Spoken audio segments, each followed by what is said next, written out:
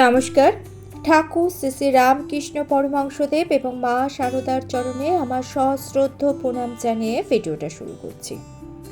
এই সমাজে অনেক মানুষকে আমরা দেখি যারা সহজ সরল মানুষ, পশু পাখি সকলকে ভালোবাসে, মানুষের উপকার করে, কিন্তু তাদের দুঃখে শেষ নেই।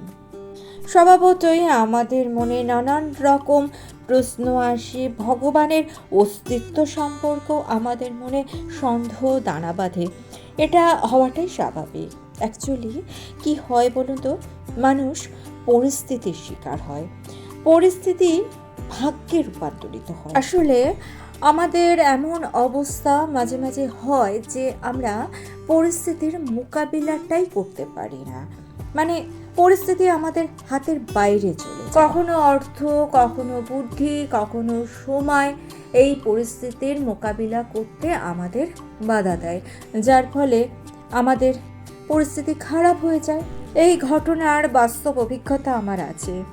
আমার সব থেকে কাছের মানুষের, যার টাকা পয়সা, সুযোগ সুবিধা, অফিসিয়াল ফেসিলিটি সব কিছু ছিল, কিন্তু তা সত্ত্বেও প্রথমে ভুল চিকিৎসা, তারপর ধরতে গেলে বিনা চিকিৎসায় এই পৃথিবী থেকে তাকে চলে যেতে হয়েছে। সেই দিন থেকে আমি বুঝতে পেরেছি যে সব কিছু থেকেও সঠিক সময় সঠিক সিদ্ধান্ত না নিলে কিন্তু জীবনে চরম বিপদ নেমে আসে। যাই হোক, আমাদের জীবনে যা কিছু হয় আমরা ভাগ্যকে দোষ দিই, নয়তো ভগবানকে দোষ দিই, কিন্তু কোনোটাই ঠিক নয়। নিজের দোষ আমরা কেউই দেখি না। কোনো না কোনোভাবে আমরা নিজেরাই কিন্তু দোষী হই নিজের ভাগ্য খারাপ করতে। আমরা সাধারণ মানুষেরা যে কোনো ব্যাপারেই কিন্তু নিজের দোষ দেখি না। তাই তো মা বলছেন, যদি শান্তি চাও কারো দোষ দেখো না, দোষ দেখবে নিজের। সবাইকে আপন করে নিতে শেখো, কেউ পর নয়। মা বলছেন জগৎ তোমার। কিন্তু বর্তমান সময়ে পথ চলতে গিয়ে বারবার যখন আমাদের হোঁচট খেতে হয়, ভেঙে পড়তে হয়, যখন জীবনে নেমে আসে শত সহস্র দুর্ভোগ, তখন মনে প্রশ্ন আসে, মা এই বাণীর মর্মার্থ বুঝতে কোথাও কি ভুল হয়েছে? বর্তমান সময় কে আপন আর কে পর একথা বোঝা বড়ই দুষ্কর। পাশে বসে থাকা মানুষটি যে পরবর্তীকালে আপনার চরম দুর্ভোগের কারণ হবে না, তার কি কোনো গ্যারান্টি আছে? জীবনের পথে চলতে আর্থিক সমস্যার মোকাবিলা করা সম্ভব, কিন্তু মানুষের প্রতি যখন অবিশ্বাস জন্মায় তখন জীবনের পথ চলাটা বড় কঠিন হয়ে যায়। মনের এই অস্থিরতা দূর করার জন্য মা তার অবোধ সন্তানদের বলে গেছেন, ভয় কি বাবা, ঠাকুর আছেন, ঠাকুরকে ডাকো, তার উপর নির্ভর করো, দেখবে সব ঠিক হয়ে যাবে। স্তব ও জপের দ্বারা কর্মনাশ কেটে যায়, কিন্তু ভগবানকে প্রেম ও ভক্তি ছাড়া পাওয়া যায় না। তাই তোমরা সবাই একটা কথা মনে রাখবে, সব সময় তোমরা ভালোবাসবে একমাত্র ভগবানকে। মা বলছেন সবার ওপর কর্তব্য পালন করবে মাত্র, কিন্তু ভালোবাসা কেবলমাত্র ভগবান ছাড়া আর কারুকে বেশো না। ঈশ্বর ছাড়া আর কারুকে ভালোবাসলে তোমরা কষ্টই পাবে, আঘাত পাবে। এই কথাটি সব সময় মনে রাখবেন। আপনার অন্তরের ব্যথা বেদনা শুনবেন একমাত্র ঈশ্বর। পৃথিবীতে আর কারো হাতে সময় নেই আপনার ব্যথা বেদনা শোনার মতো। তারা সুসময়ে আপনার পাশে থাকতেই পারে, কিন্তু আপনার দুঃখের সময় তাদের আপনি কখনো পাশে পাবেন না। আপনার যখন অসময়, তখন আপনার পাশে পাবেন আপনার ঈশ্বরকে। ভগবান না করুক, আপনার জীবনে যখন দুর্ভোগ নেমে আসবে তখন ঈশ্বরই আপনার হাতটি ধরে সঠিক পথে আপনাকে নিয়ে যাবে।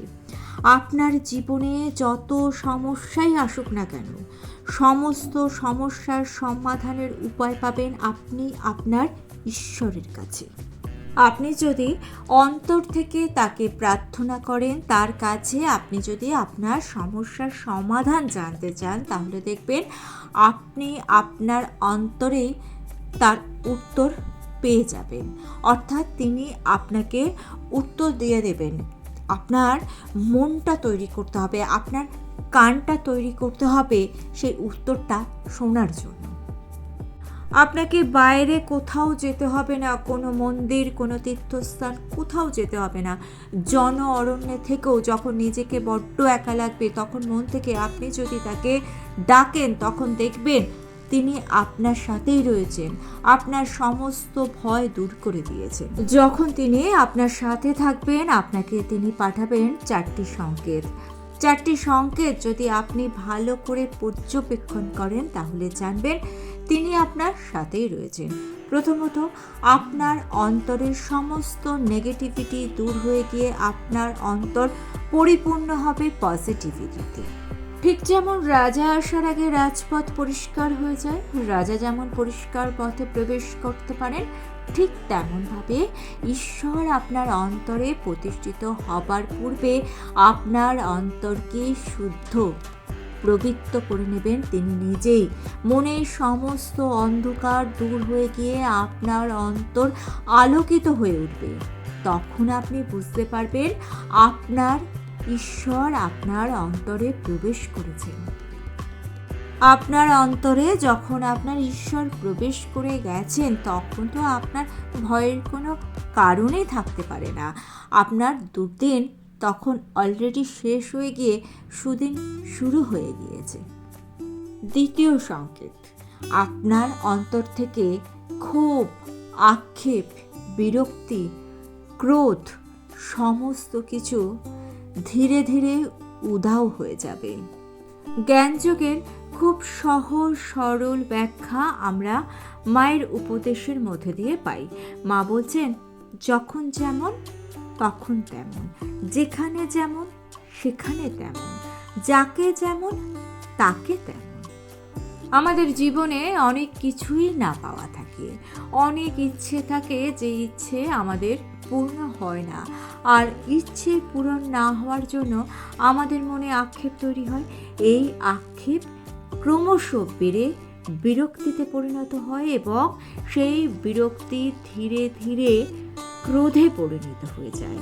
আর ক্রোধ হলো এমন আগুন, যে আগুন আপনাকে জ্বালিয়ে পুড়িয়ে শেষ করে দেবে।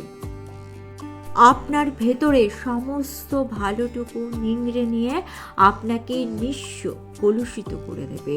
আর ক্রোধ যখন আপনার নিয়ন্ত্রণে থাকবে, তখন আপনি জানবেন ঈশ্বর আপনার সঙ্গে রয়েছেন। তৃতীয় যে সংকেত, সেটি হলো আপনি দেখবেন আপনি অহংকার শূন্য মানুষে পরিণত হয়ে গেছেন। ঈশ্বর যে সর্বশক্তিমান, এই কথাটি মা খুব সুন্দরভাবে একটি উদাহরণের মধ্যে দিয়ে বুঝিয়ে দিয়েছেন। মায়ের কথায় ঈশ্বরের ইচ্ছে ছাড়া তৃণটিও নড়ে না। সৃষ্টি, স্থিতি ও প্রলয় সব তার ইচ্ছাতেই হয়। মানব শরীরের অহংকার করা এ যে কত তুচ্ছ, মা খুব সুন্দর ব্যাখ্যা করে আমাদের বুঝিয়ে দিয়েছেন। মা বলছেন, কিসের দেহ মা? দেশের ছাই বই তো নয়, তার আবার গরব কিসের? যত বড়ই দেহ হোক না কেন, পুড়লে ওই দেশের ছাই। জীবন দর্শনের এই অপূর্ব সত্যটি গ্রহণ করে আপনার জীবনের পথ যখন চলা শুরু করবেন, তখন আপনি জানবেন আপনার সাথে স্বয়ং ঈশ্বর রয়েছেন। কারণ আপনি তো উপলব্ধি করেই ফেলেছেন, আপনি বুঝে গেছেন ব্রহ্ম সত্য, জগৎ মিথ্যে। আর এই মিথ্যে জগতে মিথ্যে শরীরের অহংকার করে কোনো লাভ নেই। আপনাকে দেওয়া ঈশ্বরের চতুর্থ ও সবচেয়ে গুরুত্বপূর্ণ সংকেত হলো আপনি কর্মী হয়ে উঠবেন। অলসতা ত্যাগ করে কর্মের মধ্যে দিয়ে আপনার জীবনের প্রত্যেকটি মুহূর্ত আপনি অতিবাহিত করবেন। কারণ ঈশ্বর আপনাকে দিয়ে আপনার নির্দিষ্ট কর্ম করিয়ে নিচ্ছেন। এই পৃথিবীতে। আপনার জন্ম হয়েছে বিশেষ একটি উদ্দেশ্যে, বিশেষ একটি কারণে। আপনাকে আপনার সেই কর্মটি করতেই হবে। সেই জন্য ঈশ্বর আপনাকে আপনার নির্দিষ্ট কর্ম করানোর জন্যই আপনার সাথে রয়েছেন, আপনার পাশে রয়েছেন। আর সেই কারণে মায়ের বাণীতে কর্মযোগে রয়েছে নানা উদাহরণ, যা আমাদের সমৃদ্ধ করে, জীবনের পথ চলাকে সার্থক করে তোলে। মা বারবার বলছেন কাজ করা চাই বৈকি। কাজ করতে করতেই কর্মের বন্ধন খণ্ড হয়ে যায়, তবেই তো নিষ্কাম ভাব আসে। এক দণ্ড কর্ম ছাড়া থাকা উচিত নয়। মা তার সন্তানদের উদ্দেশ্যে বলছেন, সংস্কার ও কর্ম অনুসারে সকলে নিজ নিজ কর্মফল ভোগ করে। দেখো না, সূর্য এক, কিন্তু জায়গায় ও প্রকার ভেদে তার প্রকাশ হয় ভিন্ন ভিন্ন।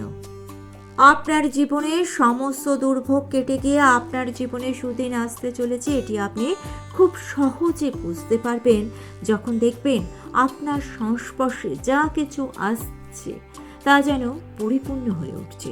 আপনি গঠন করছেন, যে কোনো গঠনমূলক কাজ বা পরিকল্পনা আপনার ছোঁয়ায় বাস্তবে রূপ পাচ্ছে। মা বারবার বলছেন, ভাঙতে তো সবাই পারে, গড়তে পারে কজন?